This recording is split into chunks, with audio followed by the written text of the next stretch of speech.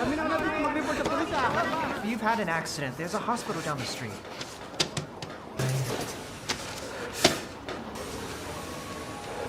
Hey, take a seat over there. There's always time, sir. Just slow down and... Come with me. What the hell is going on around here?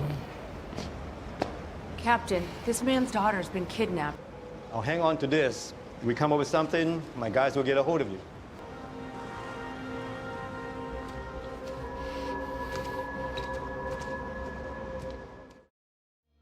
The movie opens somewhere in Southeast Asia, where Matia Pham, a journalist, is typing up a report inside her work van. She's simultaneously having an argument with her husband on the phone, who is worried for her safety while she investigates a human trafficking gang. Insisting that she must uncover the truth, she hangs up and sneaks into a dilapidated building late at night. She creeps through the dark hallways and finds a small hole in the wall, peeking through it. Inside, a young boy is being abused. She immediately bursts into the room and takes the man down. A security camera catches every move, and by the time she steps back out, armed men are already rushing her from every side.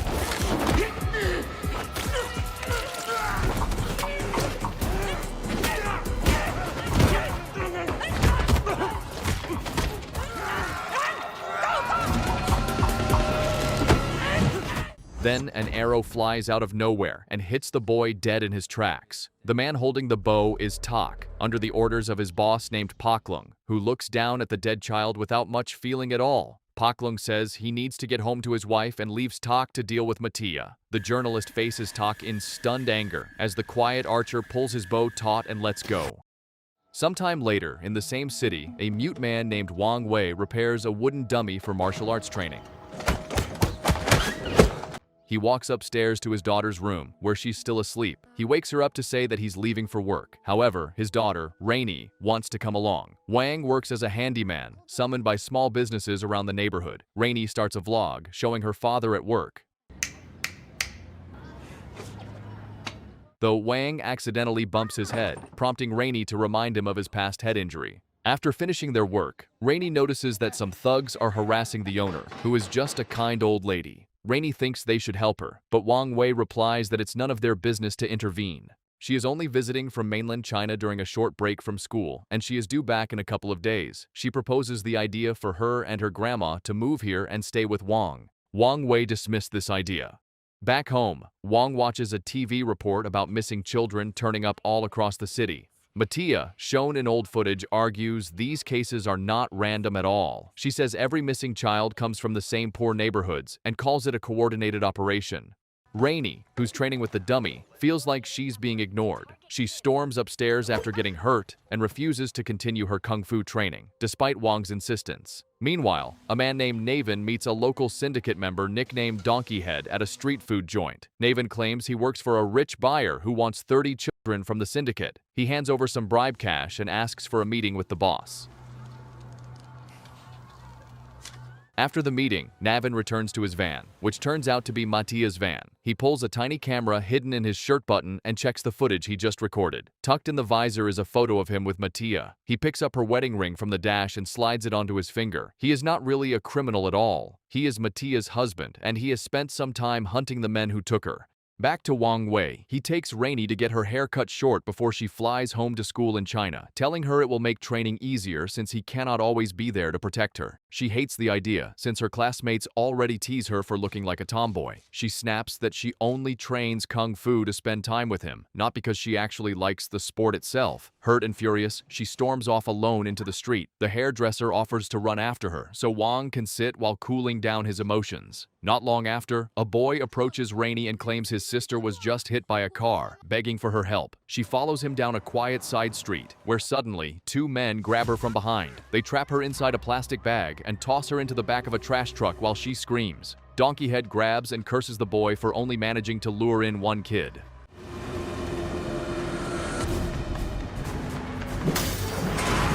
He jumps into the cab, yanks the brake, rips out the keys, and throws them away. He immediately gets tackled by a huge brute named Ho.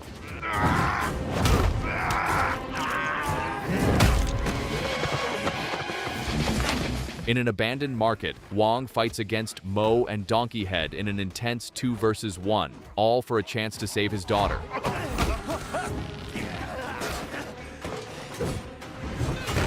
After knocking the two down, Wong runs out of the market and hops onto the truck, trying to find Rainey among the trash bags. Donkey Head jumps in and fights him again as the driver tries to hotwire the truck. During the scuffle, Wong pulls off a plastic bag, which reveals his daughter's unconscious body. Ho returns and tries to beat Wong down with a metal pole. The ongoing fight causes Wong to be thrown off the truck, and once the driver hotwires the engine, the truck speeds off again with Rainey still trapped inside, half conscious and terrified.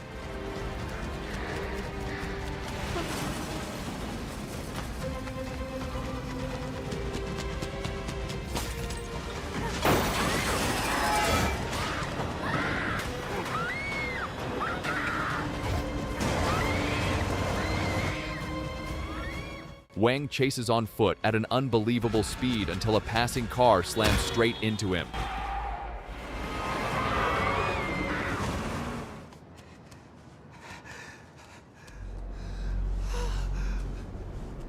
Bleeding and desperate, he drags himself up and stumbles into a police station, grabbing paper to write down everything he saw, the plate number, the kidnapper's description, all of it. A captain barely glances at the note before waving him off, telling him someone will reach out if anything turns up. There's always time, sir. Just slow down.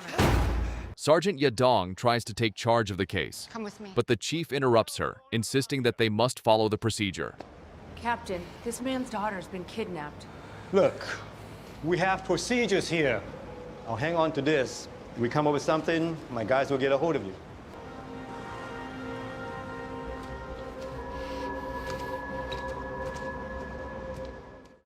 He walks out discouraged, passing a wall-covered edge-to-edge in posters of missing children. Wang decides to take matters into his own hands. When officers quietly try to look him up, they find no license, no job history, and no record of him at all, as if he appeared out of thin air. Who are you? He remembers seeing tickets for an underground fighting club during the struggle on the truck, so that becomes his next stop. Rainey's photo tucked in his jacket.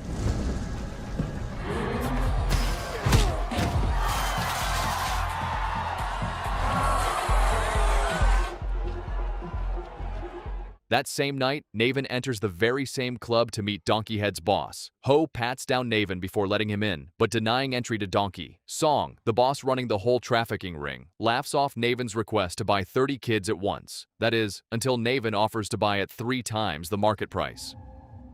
One condition is attached. He wants to handpick every child himself. Song becomes suspicious of the request, threatening and bad-mouthing Navin. Navin stays calm through it, insisting he is only a messenger who doesn't want to waste his boss's precious time. Song ends up admiring his nerve and agrees to personally escort him to choose the children. Around the same time, Wong is stopped by security at the door, but he spots Donkey Head and stops him. He shows Donkey Rainey's photo, gets attacked instead of being answered, and the punches start flying immediately. The fight spreads through the whole club fast.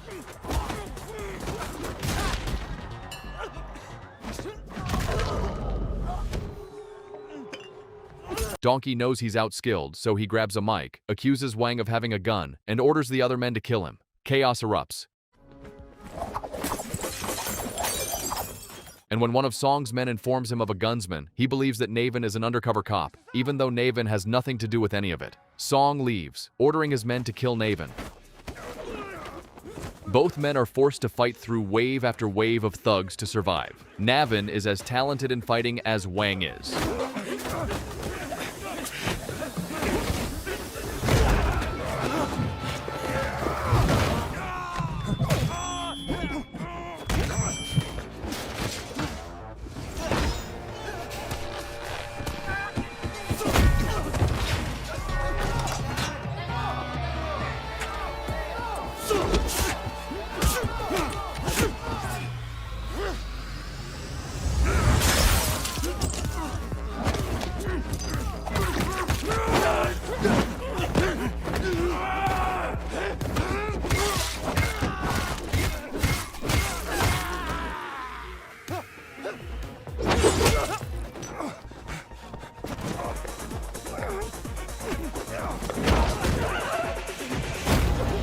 Wang eventually manages to shake off the many thugs and chases Donkeyhead into a security room, only to run straight into Navin, who is gathering data from the club's computers. Who are you? Huh?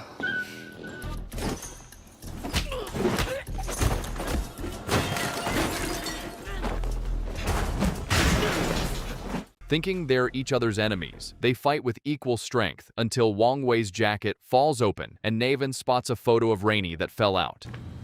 You're looking for someone. I'm not one of them.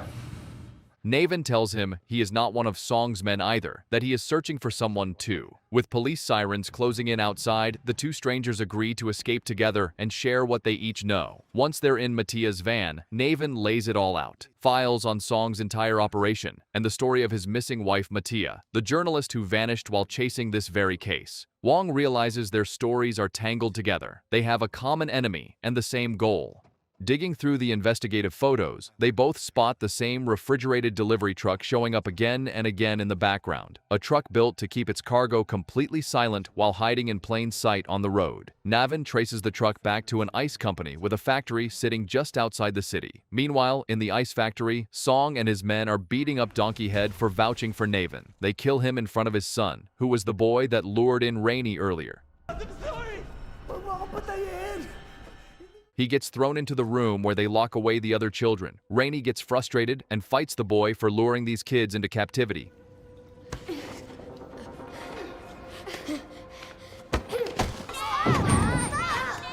But Ho comes into the room and kicks her down. She's left bloodied and hurt, but another thug stops Ho from attacking further since they need these kids alive.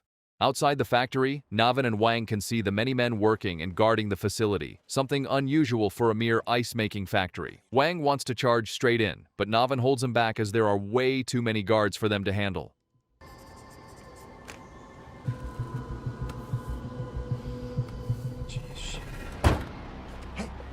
With that, Wong leaves the truck and walks up to the entrance with unwavering determination. While Wong fights off the guards at the front, Navin sneaks behind the factory to investigate. There, he sees Donkeyhead's body, frozen in a block of ice, before Ho smashes into him, and they begin fighting.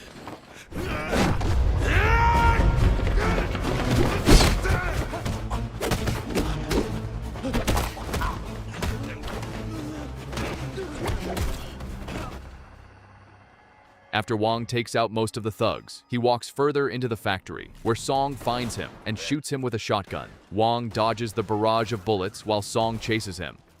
They stumble into the room where Navin and Ho are fighting. Song turns his attention to shooting Navin, who breaks his fight and dodges. Hiding from Song, Navin repeats Wong's strategy to the other fighter. And they take on the two thugs. They manage to knock out Song and focus their battle against Ho, who's wielding a long hammer.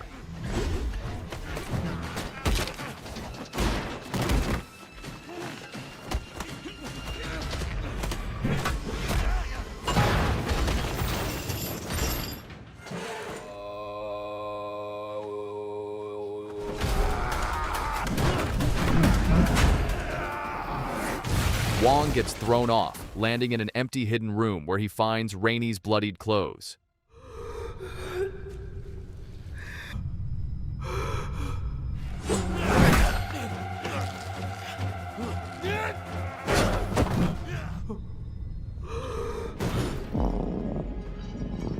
Eventually, he returns to the fight enraged and lands the finishing blow to Ho's head.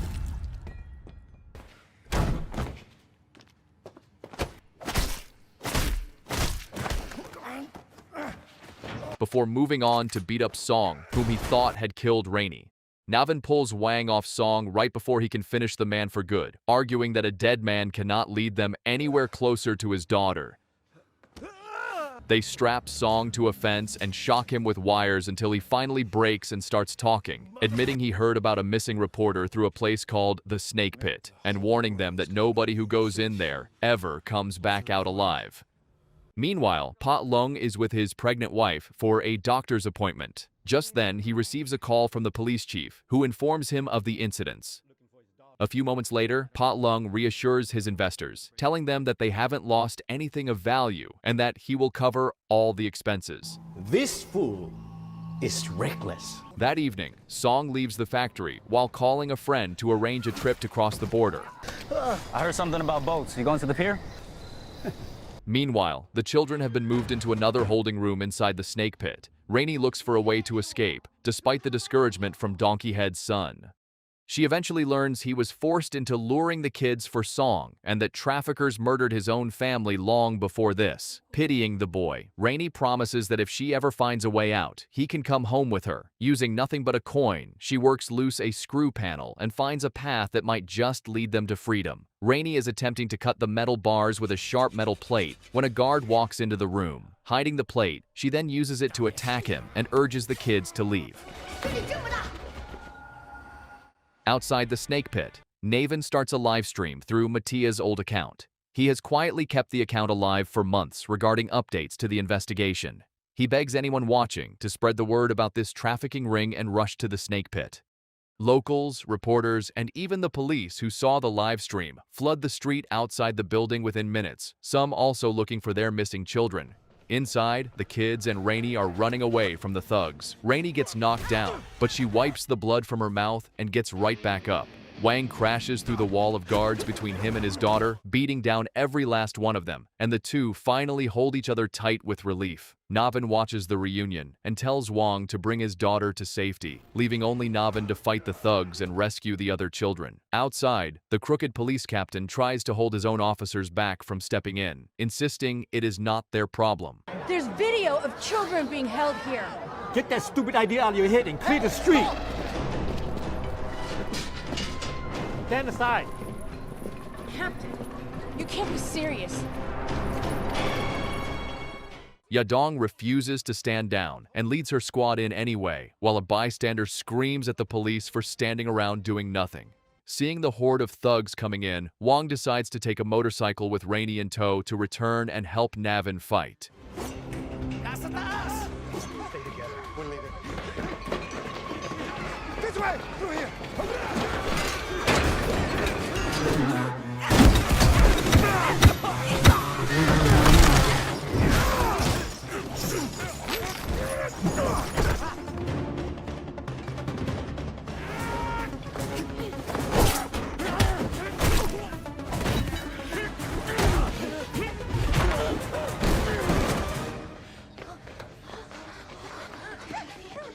While Wong and Naven push back on the thugs, the children run upstairs and lower themselves down the building on a rope made of torn fabric. One after another, they safely land on the ground where the crowd gathers and helps them. Rainey nearly falls when the rope snaps under her weight, but the crowd below catch her just in time.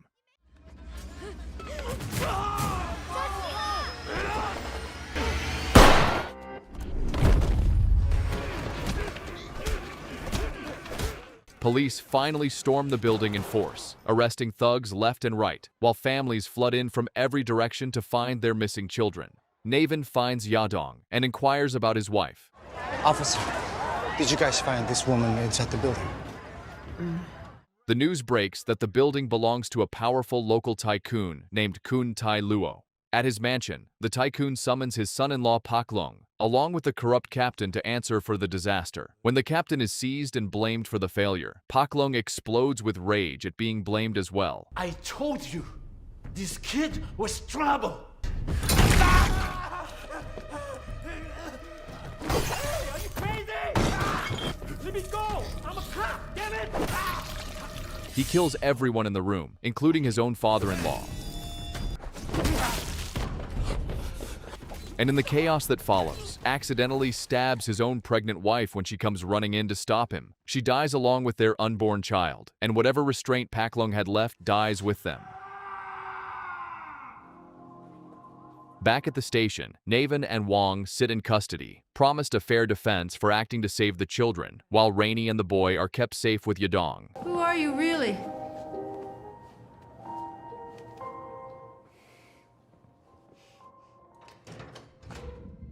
Navin admits to Wong Wei that he had wanted them both to run and start over somewhere safe instead of chasing the story further. He hopes that when he finally finds her, she can somehow forgive him. I hope she can forgive me. Boss.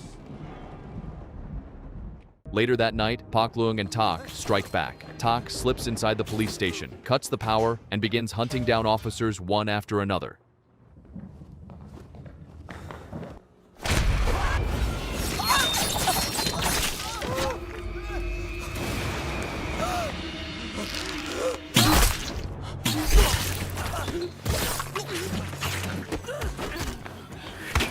Sergeant Yadong senses something wrong and tells the kids to stay in her office while she investigates. She finds Tak and threatens to shoot him, but Paklung appears and throws a metal bar into her shoulder. Hearing gunshots, Wong and Naven try to reach their cell's key and free the children as the lights flicker back on and Paklung and Tak close in from both directions.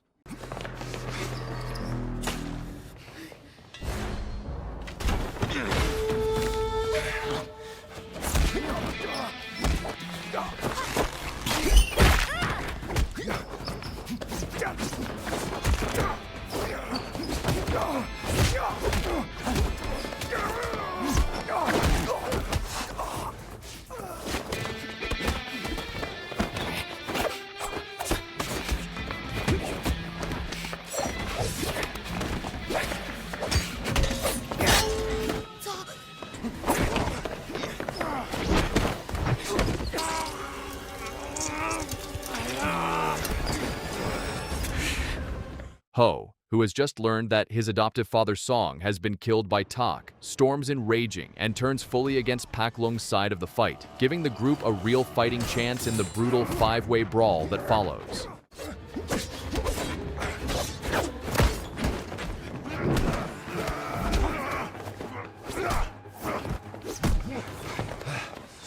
Your father? You weren't his son. Get that through your thick No, skull!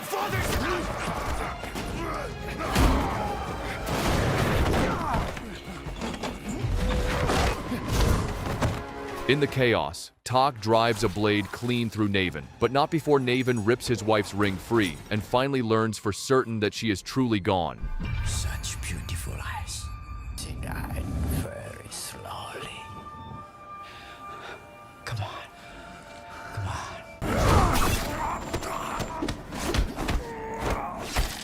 He fights back with everything he has left, biting into Tak's jugular before collapsing, whispering to Wong that he found her at last.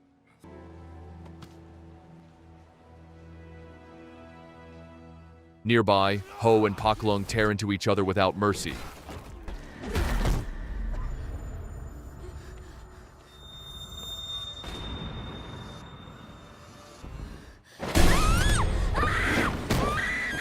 Wang launches himself at him, sending them both crashing out through a window and down into the yard below. They tear the place apart, swinging bicycle pedals and chains at each other, neither one willing to give an inch even as their bodies grow more battered. Wang gains the advantage and punches Paklung's face many times.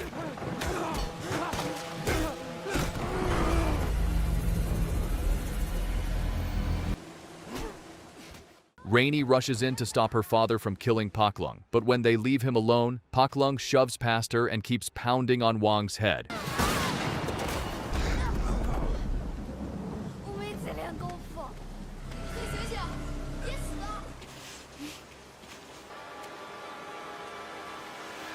Just as Paklung rises for the final blow, something in him quietly breaks. His head injury has gotten to him, as he mutters that he needs to get home to his wife and child, despite having killed them earlier. He staggers past the children without another word, and collapses dead in the middle of the street. Rainey drops beside her unconscious father, screaming for him to wake up. 1 month later, Wong Wei is alive and healing, gathered with Rainey, the boy, and Yadong by the beach for a quiet memorial honoring Navin and Matia. Wrapped in the calm of the moment, Rainey turns to her father and finally asks if he will tell her his real story now. The movie ends with Wong settling beside her and telling her the story of his life.